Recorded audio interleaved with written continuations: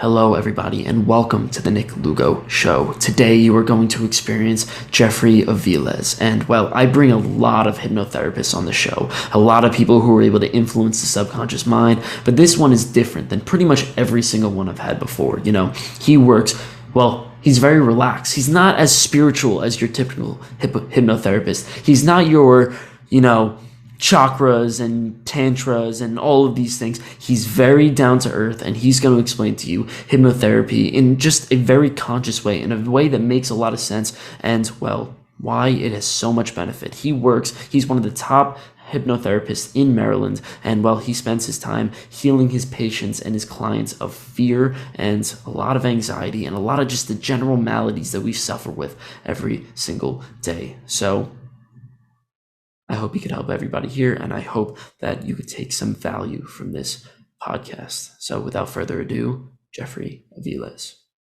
Hello, everybody, and welcome to the Nick Lugo Show. Today I have on Jeffrey Aviles, a certified professional hypnotherapist. It's great to have you on. Likewise, it's great to be on. Awesome, man. So I want to hear about your story. You have an incredible story, so just tell it, man. I'd love to hear. Where do you want to start with? Because we could start into why I got into hypnosis, how I started helping people with hypnosis, my family background. Where would you want to start? I'm trying to start at birth. No, I'm kidding. Let's start with the stutter. Okay, cool. So I had a big stuttering problem growing up, right? Pretty much all throughout my adolescence, childhood, I had a major stuttering problem that it would take me 10 to 15 minutes to say a word. And literally, I would have teachers rolling their eyes because they would go, come on, can't this kid just finish his statement? Yeah. So you could imagine whenever I spoke, I would be trembling. Yeah. So over the years, I try to find ways of overcoming my stutter. And by the way, for anybody else that's asking, well, why didn't you go to a speech therapist? I went to a speech therapist and it just didn't work for me. For some reason, speech therapy had no effect on me. So I started to notice that my stutter went away when I started to flirt with girls. I don't know why nobody believes me, but when I started flirting with girls, it started to go away. And it was because I had a persona or kind of like an actor role that I had to be this person when speaking to girls. So the more women I spoke to, the more comfortable I became speaking fluently. So then I kind of adopted the same approach speaking with men, and my stutter started to slowly go away. It still comes here and there, but it really isn't as present as it used to be. That's crazy. So, I think people don't believe it because most people, when they stutter because they're around girls, like. Yeah. So yeah, how'd you sort of fix it? You fix it just from essentially adopting a new persona, essentially faking it until you make it? Faking it till I make it. And I also noticed that I didn't stutter while speaking to girls, and I didn't stutter while I was speaking in front of my class. Okay. And what happened is, in class when you guys have to read out loud? Yeah. So the teacher would typically go up and down the road, and I would be like in one of the middle rows, and my heart would be pumping because I knew that it was my turn next, and that I would stutter, and everybody would laugh, and that I would have to get into a fight that day. So typically, I would fake sick or go to the bathroom. My teachers became hip to this, and they made sure that I read. So over time of just being laughed at and embarrassed, after a while, I go, okay, the worst thing they could do is just laugh at me. So being that I realized that's the worst thing that can happen, the fear of speaking in front of other people went away. And for some reason, the stuttering started to decrease if I was speaking in front of a large group of people. Mind you, I would still stutter individually, one-on-one, but in front of a classroom, I wouldn't stutter. And it was just because I wasn't really afraid of it anymore. God, that's crazy. That's just a weird, those are the places where people stutter. Yeah. Right. But anyway, so now you are a hypnotherapist and you do it mostly for overcoming fear and anxiety. So tell people about that. Yeah. So I currently, I'm also a licensed clinical social worker, and that's kind of what got me into the hypnosis. Just that hypnosis was more effective than traditional therapy. But I currently help people overcome anxiety, and I've noticed a lot of patterns with anxiety. With one being that anxiety. I think you muted. Jeff. Hello? Hello?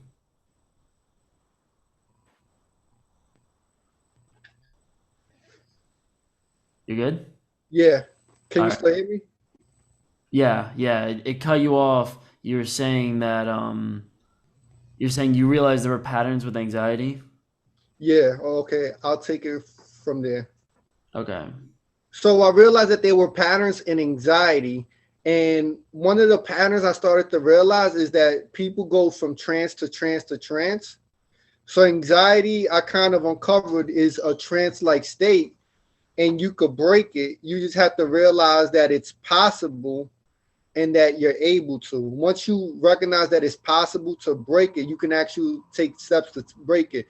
Now, the steps that you can take are numerous. I prefer the step of hypnosis, but that's the one kind of factor contingent on whether or not you can break your anxiety, is whether or not you believe that it's possible. So explain what you mean when you say people who are anxious go from trance to trance to trance. Sure. So people that are anxious are their adrenaline system is being activated. And you heard about the fight and flight response, right? Of course. Cool. So typically they're going into flight mode, and this is just a system where, well, an activation of their nervous system that's telling them that they have to get out of the situation. There's Hmm. nothing that's true about this feeling. This is just an interpretation that their brain is giving them. So that's a trance-like state. They could take that same situation and look at it differently and break that trance-like state and no longer have their fight or flight system activated. So Hmm. as they're going through life, they're going through different chances where they're coming in and out, where they're feeling relaxed, and then all of a sudden, at the drop of a hat, they're feeling anxious. Okay. Okay. So I kind of see what you're getting at. And this is something that I've been thinking about very deeply for a long time. And correct me if I'm wrong on this, but this kind of brings everything together. So I had this theory that's sort of coming around. I mean, it's not like a new idea, but it kind of bridges a lot of ideas together. It's called multiple personality theory. And it's based off the multiple personality disorder. You think of someone with multiple personality disorder who essentially is living in 27 dissociated lives. You have the regular person, and then they become a 5-year-old child, and then they become, super angry, and all of those people forget all of the other people. I'm sure you've heard of this before.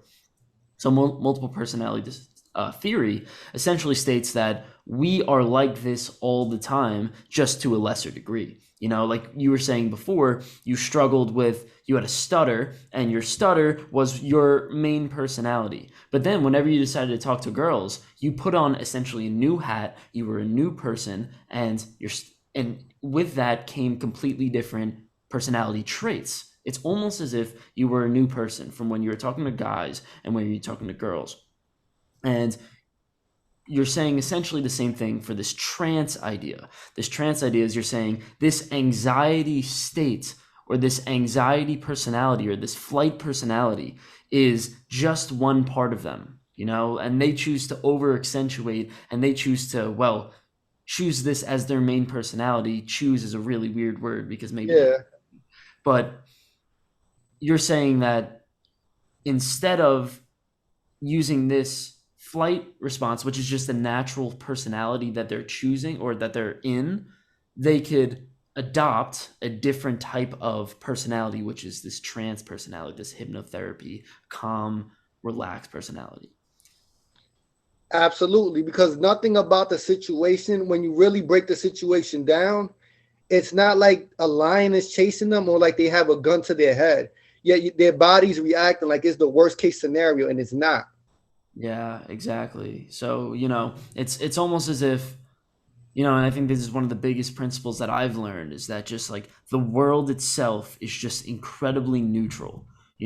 Like There was a great story that I heard. It was, a boy walks into a room and there's horse poop on his floor, and he says, "Ooh, there was a horse in here," you know, and really, he's something that for most people is so tragic. He interprets it as something positive, and I think, I think hypnotherapy, and you could correct me if I'm wrong here, maybe go further deeper into it, is just a way to rewire our brain to see the world a little bit differently.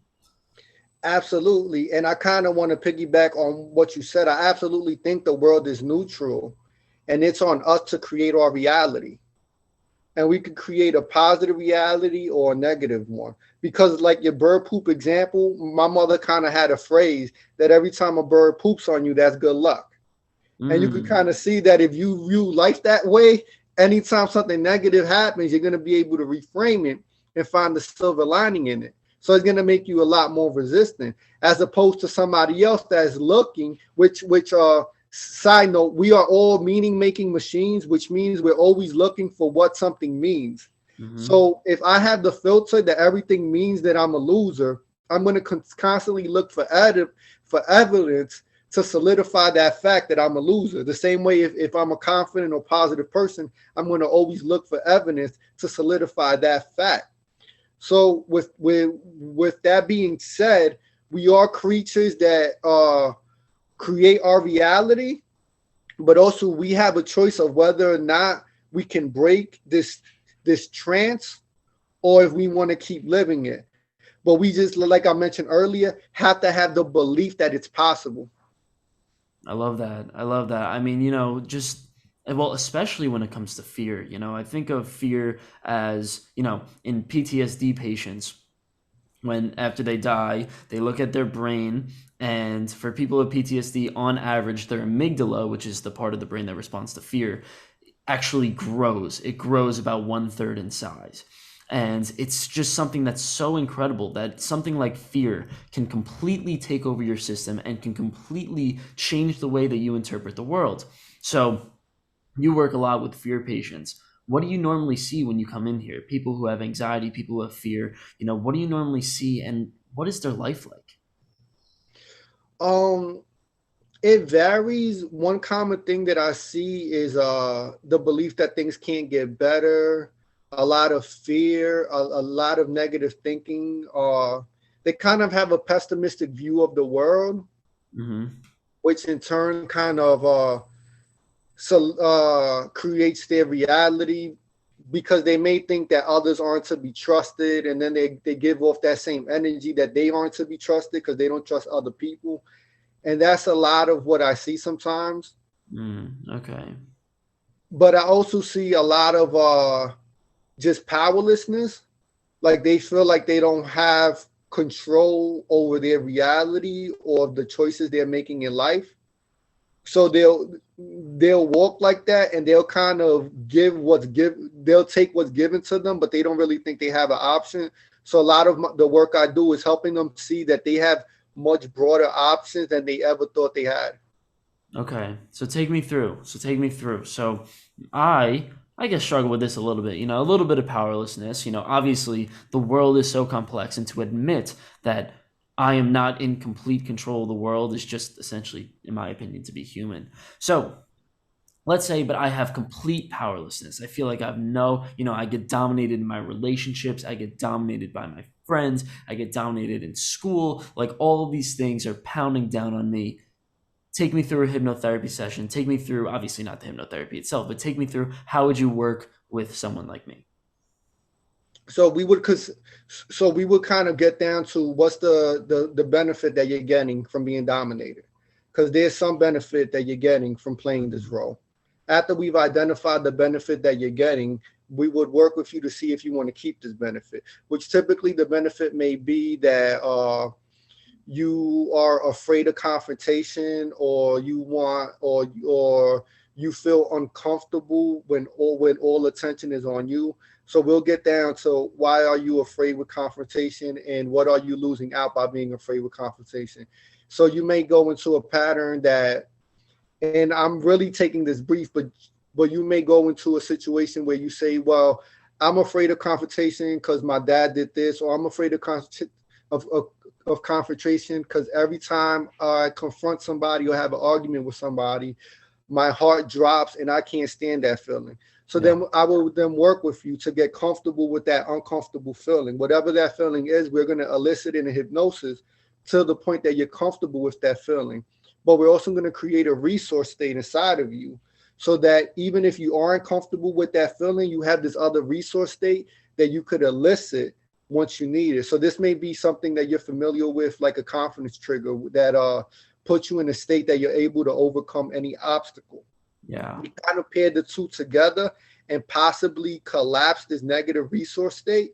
And if that's impossible to collapse this negative resource state, we find another way to utilize it, possibly turning it into a metaphor, possibly turning it into a symbol in order to allow you to get rid of this state that way. Wow. So there's a lot of stuff there. I mean, that was crazy. So one of the things that I think is, well, crazy is that you actually in your hypnotherapy sessions, I don't do this. You trigger the anxiety, right? So it's a little bit of confrontation therapy. What is it? Exposure therapy, right? Where you Yeah. take somebody and instead of this flight response, which is typical in people who have anxiety, you take them through and you trigger the anxiety. So what is that like? If they're in a hypnotherapy or a therapeutic state, a trance state, and they're actually feeling the sense of anxiety. So a lot of rapport has to be built up, and I have to do a lot of work to get them to trust me Yeah. because I need to make sure that I'm able to help them get out of that state when needed. Mm. But basically, my theory is I can make you feel good. Like that's very easy to do to make you feel good. But can I make you feel good enough to face your problem when me and you are not in this room? Yeah. Because if I can't do that for you, then all I've done is I added onto your system and your filter of avoiding this situation.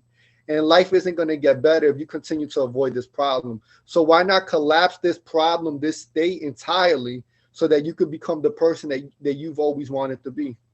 God, like it's so logical. Like it makes so much sense because what happens is, and obviously you could attest to this, the fight or flight response, the anxiety response has a bit of a takeover effect.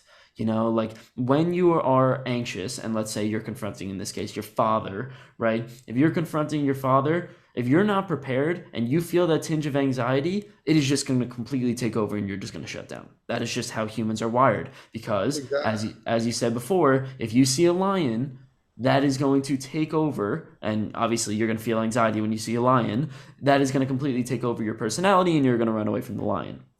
So, given that, right, it makes so much logical sense to bring up this anxiety and then confront it, right? And then give them these resource states and figure out, okay, how am I going to manage this anxiety instead of obviously just, working around it. How can you convince someone to do this? Because this seems to be like the biggest, like nobody would ever want to confront their worst fears. And I think that's like that's why they pay me the big bucks. Like that's one of the hardest things to get people to want to let go of this thing that's holding them back. Yeah. So there's a variety of ways that you can counter this. You could go with the Socratic questioning method, where you kind of play the Columbo approach, and you go, well, if you were to keep the anxiety, what would that mean for you? Or how does that feel when you keep the anxiety? You could go that whole route. Hmm. Or you could go into a bunch of storytelling, which hypnosis is famous for, where you layer in suggestions that allow them to be comfortable with letting that go. Or you could possibly go another route and you could ask them directly if they feel like they can still have the life they want keeping this problem. That's great. But if they feel like they can't have the life they want keeping this problem, something needs to be done. And putting the onus on them and empowering them to make the decision of whether or not they want to let it go. Okay, I see it. I mean, one of the things that there's a huge difference between the two methods that you just said. So, I mean, the Socratic method is in my opinion, it has some flaws in it, in the fact that it's too conscious, like you're trying to dig really deep into the subconscious mind. And when you do something like the Socratic method, it just you're asking them logical questions. Do you want this to keep happening, and all of these things. In my hypnotherapy sessions, what I often do is I do these stories, and I think one of the stories is actually really relevant. I always tell this story of learned helplessness. Have you ever heard about it? Yeah. So learn helplessness. Obviously, I'll give I'll give the story. So the story is, and obviously it's all symbolic and it's all a metaphor. It's this horse that went since he was a young calf. He would he would see a gate, and he would see the enormous fields beyond the gate, but he was never able to actually go past the gate because he was too small and he was never, tall enough to jump over it. So after a while, he really loved, going over this field, and he really tried, but there was no way to get over this gate. And as he was growing up, and this is obviously during the hypnotic suggestion, I'm saying this, he's growing up and he's just so, well, hopeless, and to the point where every day he looks over and he sees this beautiful field that exists beyond the little farm that he's stuck on beyond this gate. And, well, even when he gets to the point where he could literally jump over, where he's tall enough to get over, he just doesn't do it because, well, that he's been programmed that way. And then one day he just does something. Something happens serendipitously. He just wakes up and says, okay, you know what? Maybe I could step over the gate. And he takes the step, steps over the gate, and he is absolutely free. He realizes that that one little barrier is the thing that's been holding him back from going into this giant field of paradise. And when you say something like that, it definitely has, in my opinion, more of an influence on the subconscious mind. I'm assuming you feel the same way. Yeah, I absolutely feel the same way. And I feel like it opens their world up to different possibilities. But I think the difficult part is when you're on the phone with the person, Hmm. trying to convince them that it's possible, which a lot of hypnotherapy schools don't spend any time talking about that process, which I think is incredibly important. Because if I can't convince you over the phone that I can help you, Yeah. there's no way I'm going to be able to help you.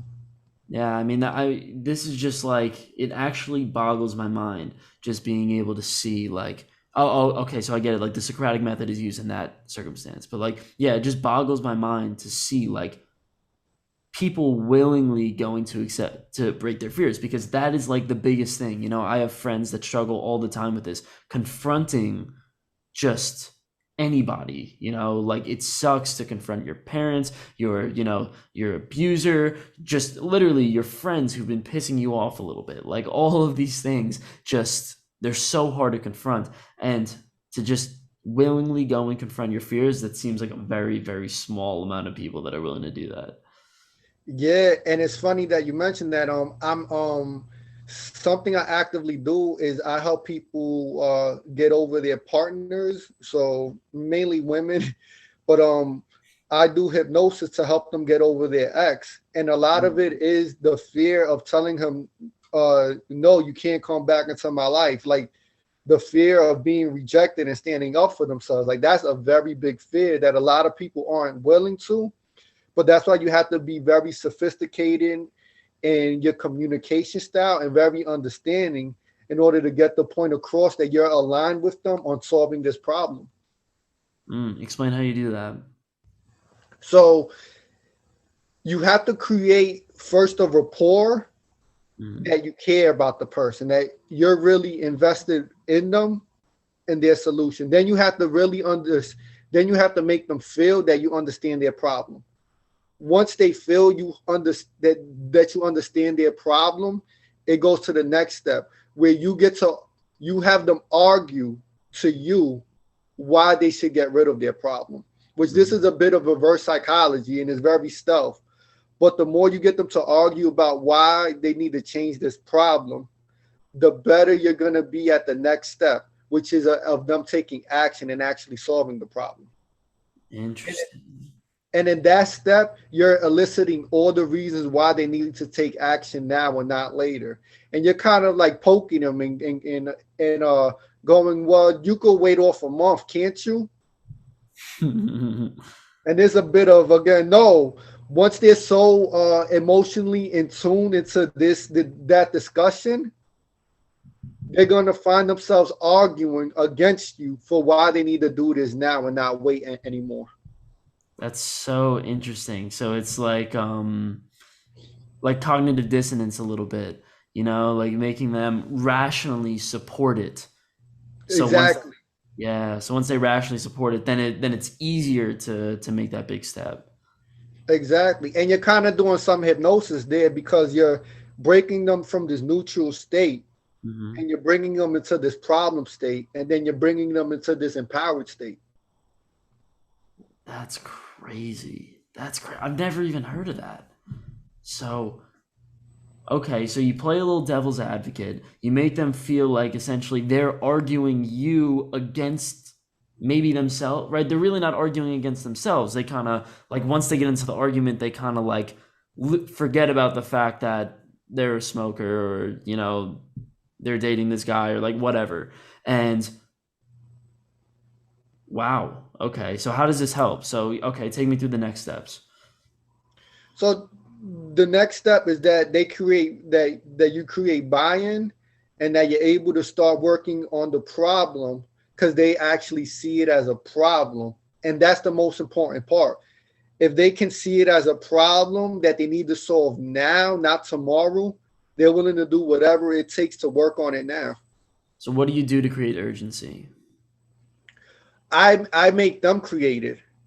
So Mm, they create the urgency because there's nothing that I can say to create urgency with them, and that doesn't sound genuine and authentic.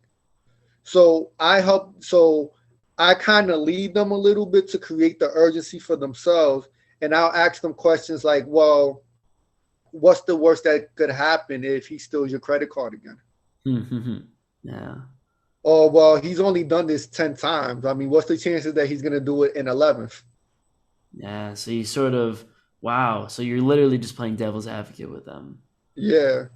Wow. Okay, so you're done with that. Next step is you go into the hypnotherapy session. I go into the hypnotherapy session, and with different people, I use different approaches. Like for me, it's hard for me to really subscribe to one school of thought because I've learned so much that there's so many different ways of working with people and approaching with people. So there's never one size fits all. So while there may be like a system, the system always changes depending on the problem and the person that I'm encountering. Okay, makes sense. So is there more of like a general, you know, group of people that come in? Like, do people come in with general anxieties, like, oh, I've been struggling, like my work is too much or something like that? Or is it more of a specific every single time? Yes, I just broke up with my boyfriend and there's this problem, or, I have a specific fear of spiders or whatever. The problem is it's so different, but there are patterns there. Hmm. But for my effectiveness, I can't look at it as being as seeing too many patterns, because then, and I've done this before, I kind of fall into the handicap of looking at them all the same and Mm, trying to solve the problem all the same. So as much as I see the patterns, I try to be aware of them and just let them come up with interventions that they feel like are going to work best, or let them come up with the way that therapy should flow. Because the minute that I try to impose. impose my own value system, I get some resistance. Not all of the time. It's certain people that they let you impose, but then you kind of risk them yesing you to death and saying it's working just to Yeah. please you. Yeah. So a lot of it has to be internal, and you need to let them dictate the process. That's so interesting. I mean, it makes sense, right? It makes sense in the fact that you impose, yeah, like the reason why I was thinking the word impose this whole time, because whenever you try to impose something on somebody, it might not resonate, right? Like there that is predicated on the fact that, or the assumption that you can actually resonate within them and spur these types of desires, which is so unlikely. Like, yeah, like makes so much sense. But one of the things that I worry about is, okay, what if people don't know what they want? That that also happens a lot. And oftentimes, if they don't know what they want, then you kind of have to start educating them. Because if they don't know what they want, then they've been talking too much about what they don't want. Yeah. So they spent all this time talking about what they don't want. So this is where we do a little bit of work. And by understanding what they don't want, we could start focusing on what they do want. Well, it's tough, you know. I imagine like, especially in the relationship situation, I imagine some girl who's probably, you know, been in a relationship for the last 5 years and just made the decision to break away and to, you know, and to go out on her own and, you know, not be subservient anymore and all of these things. But for 5 years, she was essentially not a person, or, you know, didn't really have her own Yeah. desires, was being controlled, all of these things. And the you know, she probably has no idea what the hell she wants. The only thing she knows is, I don't want this. And now, unfortunately, she has to face a brutal, non-forgiving, neutral world that is just gonna, you know, probably tear her to pieces. So, you know, how do you how much, and I guess this is the big question, how much do you let them fail along the way? Let's say they come up to you and they say, okay, I'm just going to find a new boyfriend, or I'm just going to, you know, I don't know, go to college and you know, pursue this path instead of like really embracing the world. So, yeah, what do you do? Like, how much do you really allow them to accept a mindset that's like not what you would agree with? Um, I'm really powerless to it. I can point out mistakes that they're making, Mm-hmm. but me lecturing them isn't going to do anything about it. So it's constantly helping them become their own therapist or hypnotist and being able to see these red flags that placed them in this situation before. And something that's been really helpful for me is I always like to use that life is a game metaphor, and Okay. that in each level we encounter different bosses. And if you cheat and get to the next level, then you're only cheating yourself, because the skill that you were supposed to learn on level one is required in level three. So you're Mm, just going to repeat that mistake again. interesting. So in saying that, I would help them to see this is a red flag here, because we developed this skill of you saying no, and you're kind of letting that skill go. And I wonder what you think is going to happen if you let that skill go ignored for too long and you let this person take advantage of you. It makes sense. I mean, it's tough though because it seems like you're stuck between essentially a rock and a hard place, right? So you have the option, and clearly you made your choice. You have the option to ascend them to the top, just give them the answer and put them at the boss level. But unfortunately, maybe it wasn't their own idea, or they're just not strong enough to face it. Or you make them start at level one and they have to work their way up. But, and obviously you've chose the latter, the option two. But do you worry about just, and this would be just like my first reaction is, what happens if they give up along the way? They typically don't give up the along the way, but I can see how that happens because people do, but typically it doesn't happen. Mhm. But the alternative is when and I've done, and I started off my therapy career doing a lot of insight work, which insight work is you give them the insight and you connect the dots for them, Mhm. but then nothing happens. Doesn't resonate. Yeah. Yeah, like it's been so many people that the first session I'll tell them everything, Mhm. and then it kind of works against us because now they're rationalizing reasons for why the insights aren't true. Huh. Interesting. Interesting. And they don't have, like, they never have this amazing moment of figuring it out themselves. Exactly. Because if they figure it out themselves, it means more to them than me telling them it. That's funny. You know, some of the biggest, like, you know, like moments that I've had in my personal life was somebody like hinting it, you know, like giving me a little something, and then it just clicks all at one time. That's interesting. So you're saying like if you impose it on them, then it's just Yeah, it doesn't. And it's so many times that I would just want to drop it and I have to hold it in. I go, I can't. Like I have to like leave you there suffering. Yeah, this seems very tortoise and the hare like, Like, all right, you could be the hare, you could do it, you could give them the answers, but that's not gonna win you the race, Slow and steady wins you the race. It's an actual process. Like, one of the big things is everybody wants their answer right away, but it's not like you're gonna be able to get the holy grail, the big transformation that you're looking for right away. Exactly. So what do you do along this process? I'm assuming you give them hypnotherapy sessions every single week and you sort of coach them along the process? Well, I typically only need 4 sessions, Wow. Okay. and we're doing a lot of talking and hypnosis at the end. But in the talking that I'm doing with them, I'm doing open eye open eye hypnosis where I'm shifting them from state to state, and I'm Wow. getting them to see the problems in through real lenses. What the? Okay, explain it to me. Explain all this. So typically, and like I say, I borrow from so many different schools. Hmm. Hypnosis doesn't only occur with your eyes closed, and everybody has a different definition of hypnosis. Okay. One of the definitions of hypnosis for me is the ability to shift a person's emotions and realities.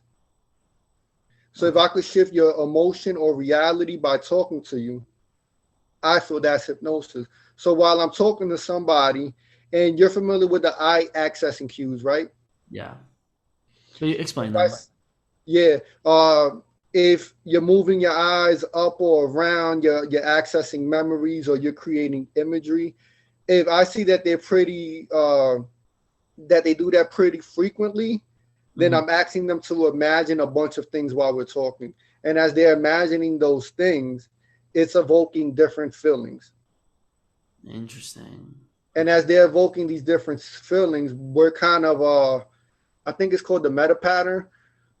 You're breaking them into the problem state. Well, you're accessing the problem state, creating a resource state, and then channeling them both together, like we talked about. But we could do this in a regular conversation without you knowing that you're being hypnotized. This is just a conversation where I'm walking you through a series of things, and I'm asking you, well, hypothetically, what if this would happen? And you sit there and look up and you go, Hmm.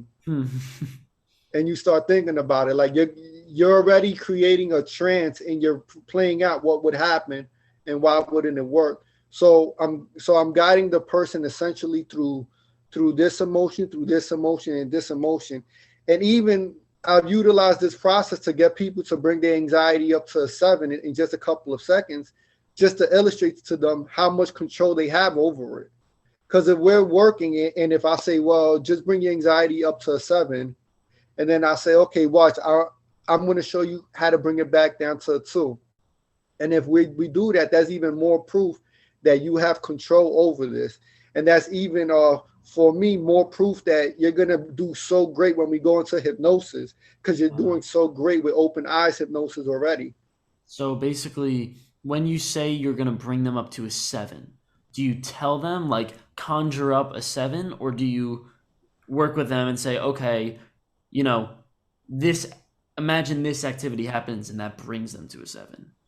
I say, let's take a problem that you were dealing with recently that made you anxious and think about it now. And when it gets to a 7, let me know. Okay. Okay, got it. And then from there, okay, I see what you're doing. So you're making them conscious at that time. You're saying, okay, when you're at a 7, realize that you're at a 7, which is harder than it looks. Yeah. Yeah, I mean that's one of the things. So I had on my podcast a guy named Doug Knoll really recently, and he was talking about that. Just the fact that we live a generally anxious life. Like you seem very laid back, but like I struggle with it. Like many of my friends struggle with it. You could tell that when they're speaking, like they just they feel like they have to regulate their mood, and they're always wondering what they have to say, and all of these things. Like it's just a general anxiety that permeates in the background, yet we don't really notice it. Yeah, yeah, absolutely. It's kind of like like a tab that you got opened up on your computer that you never look at, but it's there. So what do you do about that? Like, for people who struggle with that sort of thing, just to generalize, that's a big critique of modern society, just a generally anxious society. Is there anything that you do about that, or? There's so many different ways to solve it. Mhm. Um, my recommendation to anybody is just to continue trying something out till something works for you. Something that works for me is I'll do a 10-minute meditation, or I'll write it out, and I'll start to write out why I'm thankful for the problems I have. Because Okay. all of the problems I have right now are awesome. Like compared to when I was a kid and the problems I had when I was a kid, my problems right now are amazing. Because Yeah. before I was powerless and now I'm in control. And it's like, it's a blessing to have a mortgage. Yeah. No, I mean it's true. I mean, I don't know, I tried all that stuff. Well, so what you're doing there, right? And it's super simple. You have essentially an autonomic or automatic reaction that happens, which is fear, anxiety, right? And then you're saying, okay, conscious brain, human brain, this is your time to shine. And obviously meditation and gratefulness and all that stuff. What is it? Gratitude, all that stuff really do that. What I noticed is I tried that stuff. It doesn't work for me. What I usually do is, and I actually see this in social situations. Like I do this all the time. Doug Noll actually said this. He goes, you should lend somebody your prefrontal cortex for a second. Lend them your Mm, calmness. Lend them your human brain. And that's what I always do. Like my friend who's, first day of classes, he's a freshman, so he was, struggling with it, and I just go, "All right, buddy, let's sit down and I'm just going to calm you down for a little bit." And it's all about like lend, the entire concept is just being able to give somebody their conscious brain back. I like that. It also reminds me of this ebook I created that I give a lot of my clients, and it's called the Overthinking Cure. And Mm, what I do in it, I talk about something called the negative coach, which is that internal critical voice. And in social situations like that, a lot of the time is a negative coach that is causing the anxiety. So if you learn how to combat that coach or live with it, you're more prone to not be so anxious and so receptive to what this coach is telling you. interesting. Do you think that people, and this is something that I've noticed in my general life, is that people just aren't conscious of the fact that they have this negative coach, Yeah, right? a lot of us thinks a lot of people aren't aware of this negative coach, and there's typically a voice that's giving you instructions, and this voice is giving your conscious mind instructions, and this voice can be a good voice or a bad voice, but it doesn't mean you always have to listen to it, but we listen to it because we think it's us. Yeah. But from my experience, it's just a culmination of a bunch of powerful figures that you've had in your life that could be negative or positive. Hmm. Explain that. Sure. So I call it the negative coach because typically this coach reminds people of a parent that was extremely critical or harsh. Huh. And when it's telling them things, they tell me, well, it reminds me of my dad, or it sounds like my dad. Huh. And when you start to analyze it, you go, wow, did this thing, like if this thing had a personality, it would be of this a-hole.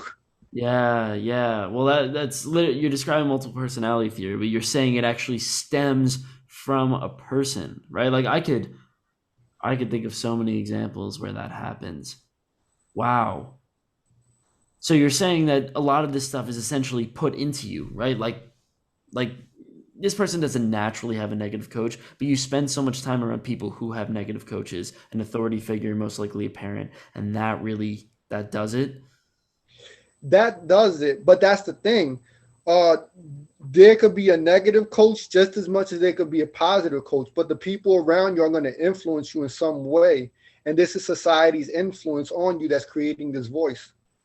God, that's crazy. That's crazy. I'm putting so many pieces together because one of the things that I've noticed, and this is just a natural human fact, is that when you want to deny yourself of your reality. So let's say you're a college kid who wants to get drunk all the time, or you want to, just smoke weed all the time and just sort of chill and do nothing, right? And nothing against smoking weed, just smoking Yeah, weed, chilling and doing nothing is a problem.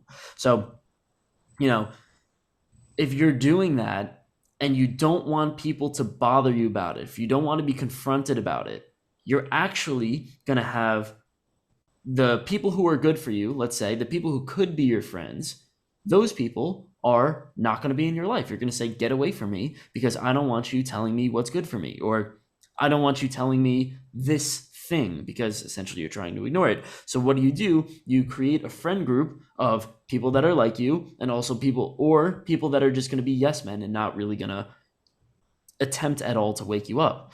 So now when we talk about coaching and all of these things, the coach that exists inside of your head, it's like, well, you don't even have the people that are in your life that are going to be able to, or you don't even have a possible coach or a mental coach that's going to be able to change your mindset. exactly. God, that's brutal. That's brutal. Have you seen that? I mean, this is one of the fundamental philosophies that I've built my life around, is that life compounds in both ways. Like if you're on the spiral, if you're on the upward trend, it spirals upwards, and if you're on the downward trend, it spirals downwards. So how often do you see people who've just like everything in their life is just, well, they're at the bottom, they're at the downward spiral. So many times, and it's crazy because they don't notice, but they're creating their misery. Okay, keep going. Um, for instance, I'm Dominican, and I've been to a bunch of third world countries. Mm-hmm. And people in America would think that these people in these third world countries are miserable. Yet they're extremely happy with nothing. You go over there, and in certain households is this peace and joy, and everything is funny, right?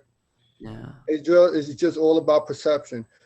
But over here, we'll compare ourselves to other people, and we'll put ourselves down because we don't have this, or because we aren't that smart. And it's all that negative coach inside of you that's doing all of this to you, that's causing you to have this outlook on life. And you aren't even aware that this thing is influencing your life so much to the point that you're sabotaging yourself, and you're getting yourself into conflicts that could have been avoided had you not listened to this coach that's telling you the wrong things to do. And then the coach, right? This coach that exists inside of us, it's telling us to do certain things, right? Whatever these things are. And these things, because it's our coach, are bad for us. Exactly. Like one thing I recently seen was this person I was working with had a disagreement with somebody, and when they broke down the disagreement, it wasn't really the person's fault. They felt slighted, but it wasn't like, it was just a miscommunication. But Yeah. they couldn't even see how it was a miscommunication. It was, oh no, the world is always after me. The world is always trying to do things to put me down or to backstab me. And this person is just evidence of that. Yeah, and you can see how that spirals out. It's like, okay, so then obviously without coaching, you lose that relationship. And then you're more lonely. And then that validates your view on the world because you're more lonely and now you're miserable. And man, Yeah, absolutely. man, that's tough. And one of the things that I realize is that this doesn't only have to apply in a holistic sense. So, for example, I could differentiate my life right now into work, social life, familial life, right? And all of these different areas. And I realized that at specific times and during specific periods, some of my, we'll say, sectors of my life are going really well. Like right now, my work life is going really, really well. My familial life is going great. But like my social life, because of my work life is taking a little hit. And I could see how that could potentially downward spiral. And how while one is upward spiraling, the other is downward spiraling. And man, like the world, yeah, like our lives are so, I guess my point is like our lives are so dynamic that like, man, Yeah. Uh, and that's something else I try to teach people. And I honestly believe in this. Mhm. There's never going to be a point when you don't have problems. Problems are one of the only things promised to us in life. Yeah.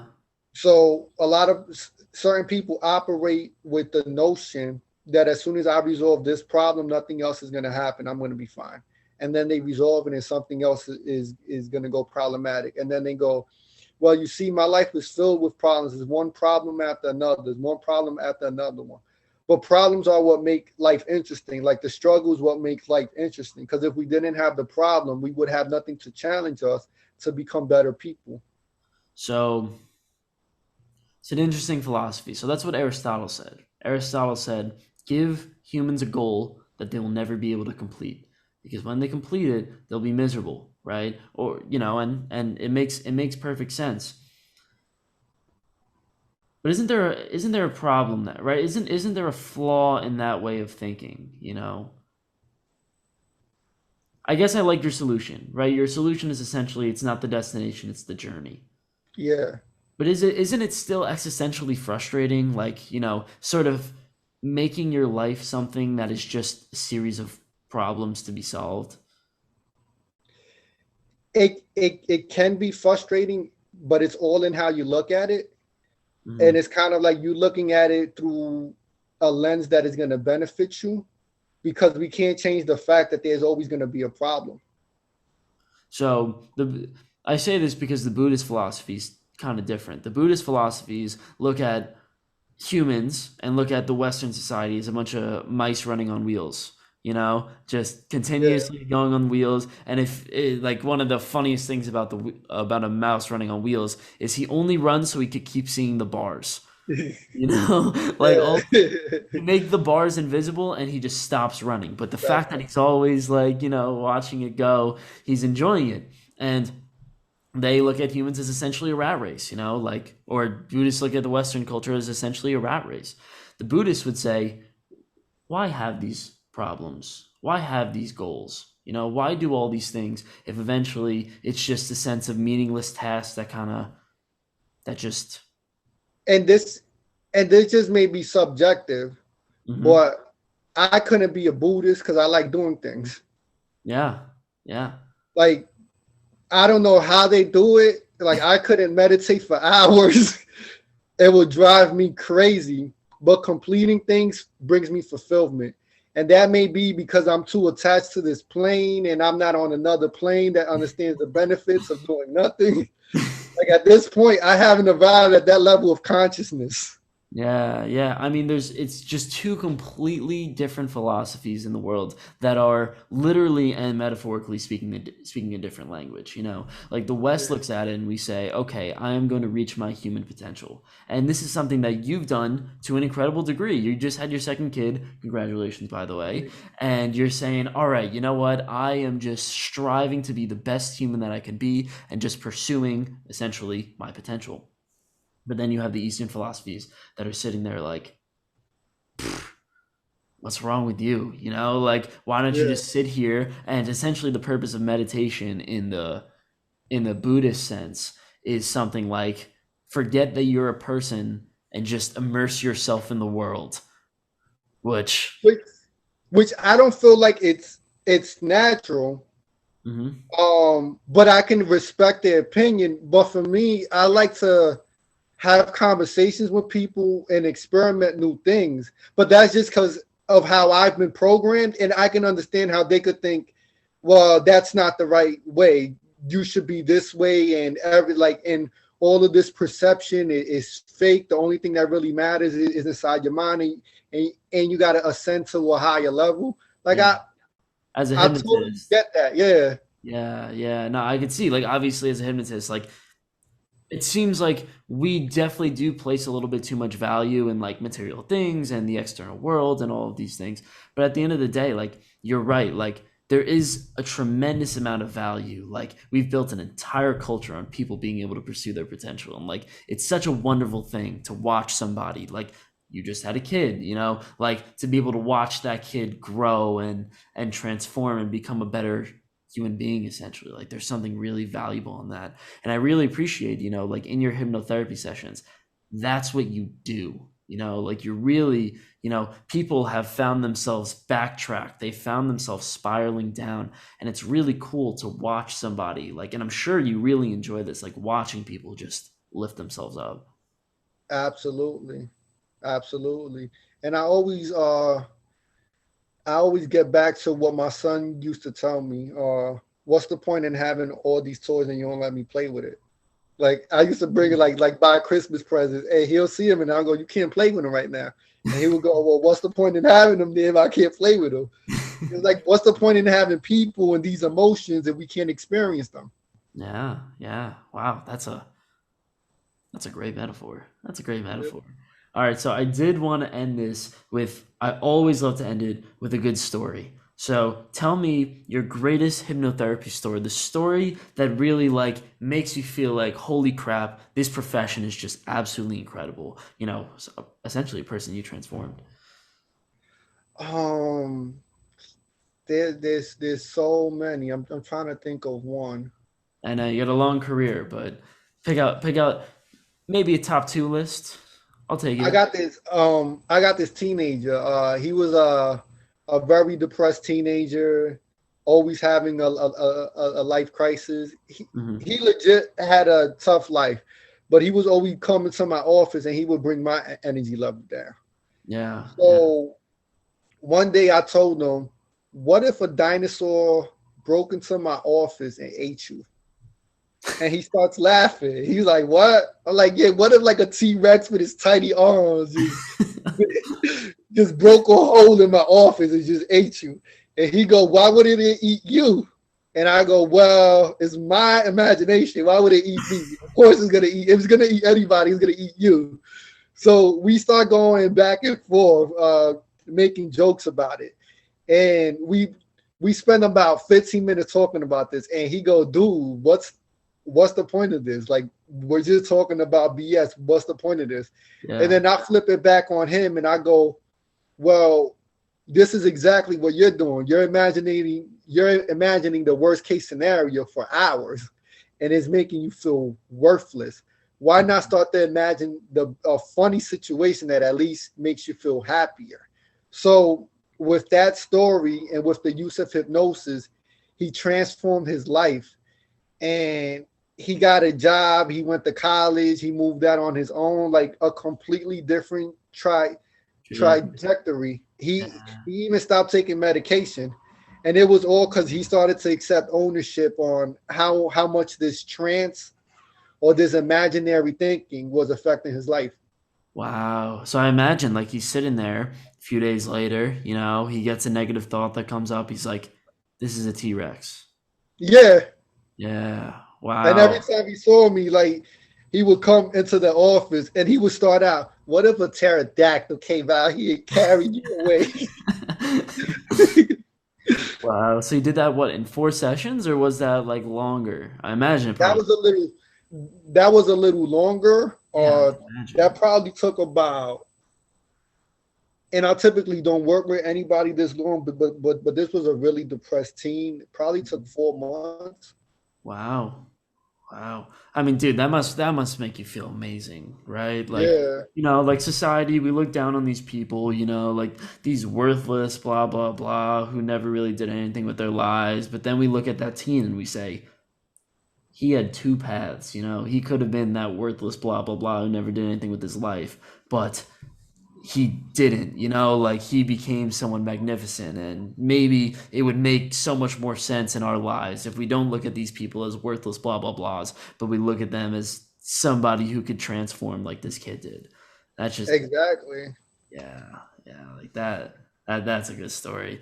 So anyways, Jeffrey Villas, thanks for coming on, and let people know what's going on in your life, where they could find you, and how they could be hypnotized by such an incredible hypnotist. Sure, you can find me at MarylandApexHypnosis.com. If you want to download the ebook I talked about, you can find it on theoverthinkingcure.com. And feel free to reach out to me and ask me any questions you have about hypnosis or about anxiety or even breaking up with people.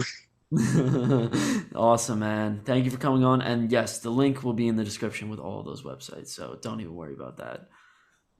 Thank you for listening to this episode of The Nick Lugo Show. Always make sure to check out the sponsors in the description below and to like, subscribe, and give 5 stars and in whatever way you can because, well, I hope to spread this podcast and these episodes with more people and you could help me do that. I always love to end my podcast with one quote, and this quote is my favorite of all time. It's by Viktor Frankl in his book Man's Search for Meaning. Ever more people today have the means to live, but no meaning to live for. Think about that quote and, well, have a good day.